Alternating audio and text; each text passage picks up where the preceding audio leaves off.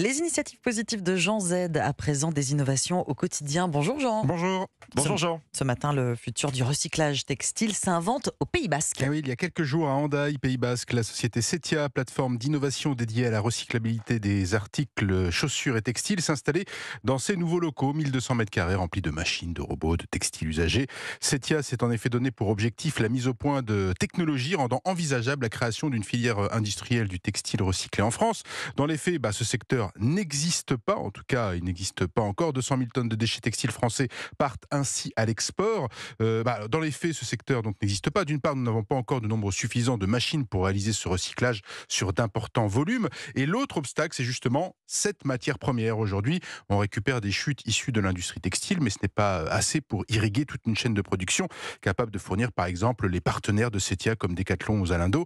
L'idée, c'est donc de fabriquer du fil recyclé industriellement et en apparence tout neuf, avec de vieux t-shirts, de vieux polos, de vieilles chemises et pourquoi pas de nouvelles tennis sur la base d'anciennes. Aujourd'hui, seul 1% du textile est recyclé dans le monde. Or, un tiers des microplastiques qui polluent la planète proviennent des vêtements. Alors Jean, comment ce recyclage fonctionne dans les faits ? Alors, ce sont des robots qui trient les différents types de tissus, séparent les différentes couleurs, enlèvent les boutons, les zips, les fermetures éclairs. Il faut également prélever le col et tous les fils, car on ne sait pas s'ils sont en polyester.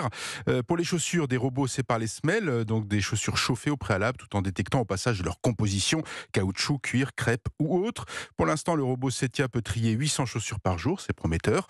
Une fois le boulot des robots terminé, le boulot des robots Setia, toutes ces matières premières partent chez un recycleur. C'est lui qui va reconstituer de nouveaux fils pour le futur recyclage.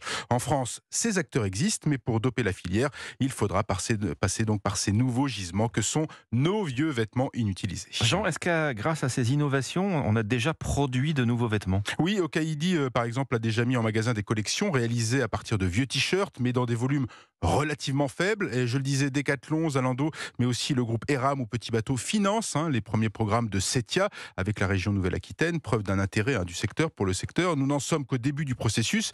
Il faut d'abord tester ces produits recyclés auprès d'un large public, tester l'acceptabilité des consommateurs, un processus qui ne manquera pas de s'accélérer puisqu'il y a une législation européenne en cours qui devra entrer en vigueur d'ici 2030 afin d'imposer un certain pourcentage de matière recyclée dans chaque vêtement que nous achetons. Les initiatives positives. Merci Jean Z et à demain sur Europe 1.